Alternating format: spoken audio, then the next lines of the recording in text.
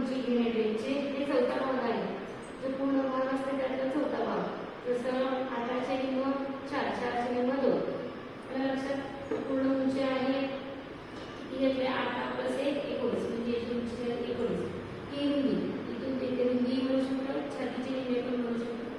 7 + 1 8 हे 8 राहणार. 3 + अर्धा 3 + अर्धा काय गळा पुढील गळा हे पुढील गळा 3.5